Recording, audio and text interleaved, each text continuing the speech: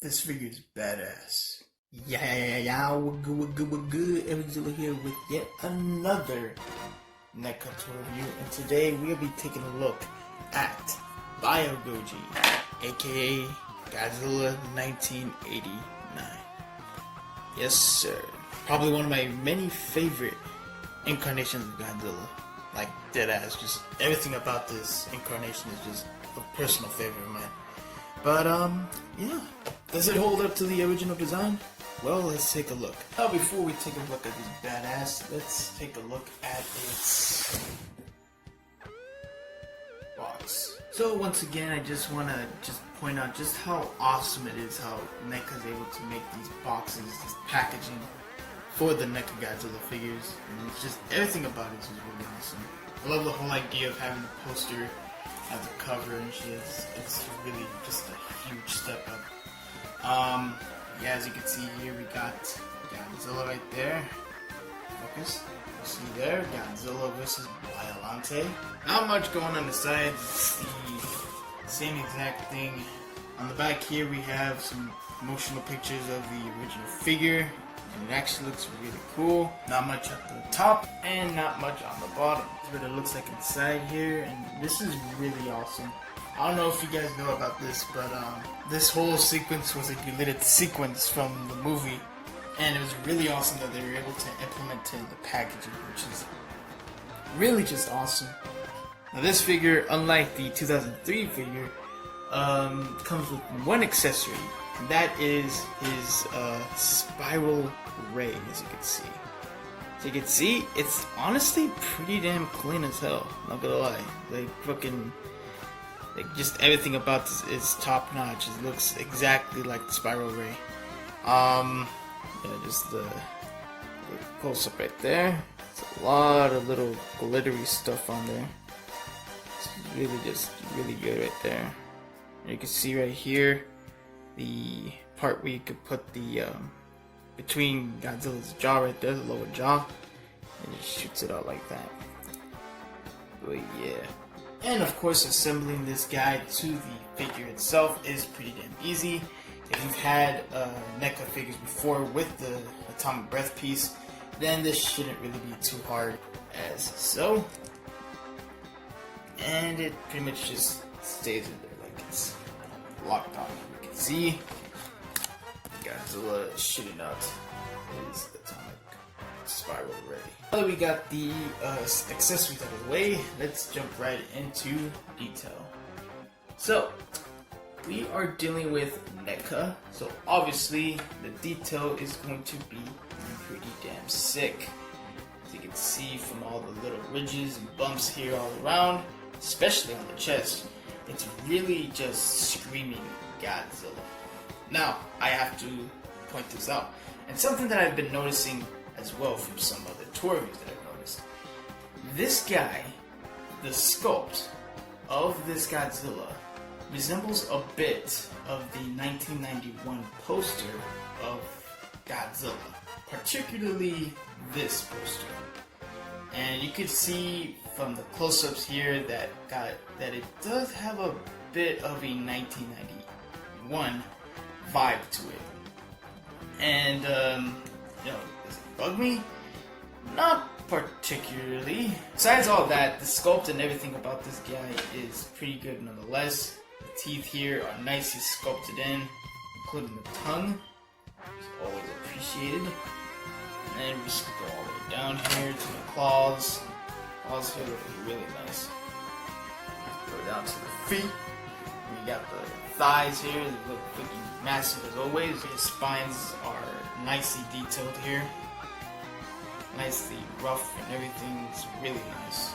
Let's go all the way up to the tip of the tail. Now, just like the detail, the paint job is actually really, really good. You can see here on camera, you can actually see it. The nails have more of a tannish type color, which is really, really nicely done here. Has like they have like a nice shine to it, which is really nice. The teeth here are also very nicely painted. The tongue here is nicely shined, so it's really really cool. The eyes here are something that I have questions about. Because as far as BioGoji goes, his eye was actually blackish. It was entirely black. So it was not white at all. So I don't know why they painted it like this, but you know, that's how they made it, I guess. The toenails here are the same as the claws here. The spines are nicely painted here as well. Lots of dry brushing going on right here, which I really appreciate. There's also dry brushing on the body as well, giving it a grayish look to it. The whole mold of the figure is a charcoal greenish black. But other than that, though, the paint job is really good here. Articulation is very much a lot. This is a NECA figure. We're not dealing with the vinyl figure here, so obviously it's gonna have a lot of articulation. So let's start off on the head.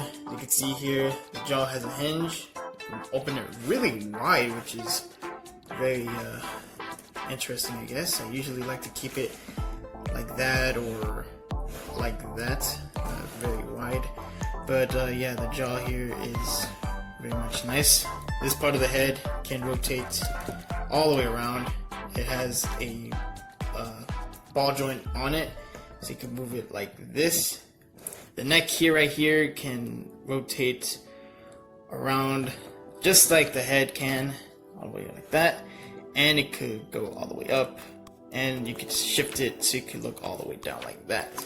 So lots of really nice range right here.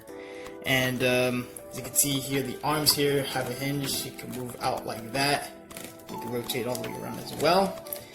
The elbows have a hinge, so you can move it like that. You can also rotate all the way around like that. The base of the elbow. It's kind of stiff on this one, on mine at least, but you know, that's how it is. Now the wrists here are very interesting because they actually are pretty stiff. I mean, yeah, you can rotate it here, nicely done here, but they have a hinge, and you have to kind of grab this part in order to make it move. I'm not gonna do that because I'm not gonna freaking risk breaking this, but I think I might need to use a hairdryer for that. But anyway, the fingers here have a hinge. You can move them like that. So yeah, the waists can go all the way down, like I think, yeah, from right here. This is as far as it goes, and it could go all the way up like that. You can have sort of a movement where it goes like that, side to side like that. The legs here can actually rotate all the way around. Well, I mean, at least not this one. For some reason, it's weird. You spread the legs out like that. You could rotate them like this to give more range of if you want to move the legs more. The knees here can rotate like that. And the ankles can rotate. The tail here has a lot of articulation, so rotate, you can move around right here, to right here, to right here, to right here, to right here, to right here, and right here, and here. And also, just like the 2003 Godzilla, this one also ends with a wired tail. Alright, so now we're going to do some size comparisons. Here he is next to some Heisei Kaiju. I don't have Biollante, unfortunately. But here he is next to King Ghidorah and Gamma 1999. Here he is next to a couple of Ultra figures that you may or may not have. And for shits and giggles, here he is next to the Battle Damage Knifehead figure. And here he is next to all of the NECA figures I currently have. I just want to take a minute to really just admire how much, just how much NECA has gone through over the years, perfecting their crafts with Godzilla in general. I mean, just all these figures are just something really just awesome to like every G fan, and something that every Godzilla fan already has at this point. And honestly, you can say a lot about NECA, but you cannot deny how much effort in each Godzilla they put out. And it's really awesome. And honestly, this was a way to go out. The fact that NECA went out with a bang with both two awesome NECA figures, this is probably the best way to go out. And honestly, that's really something. So yeah, that's pretty much the review. Do I recommend this figure? Absolutely. If you're a huge fan of Godzilla, NECA, and specifically Godzilla 1989, this is something you should totally pick up. Yeah, there's a few minor things with the figure, but they're very minor, and it's so little that you should still pick this figure up for what it is. And honestly, it's probably, in my opinion, probably the best NECA has put out so far. I mean, yeah, I did like the 2003 Goji here, but you know, after playing around with this figure for a bit, he is honestly my favorite out of all these.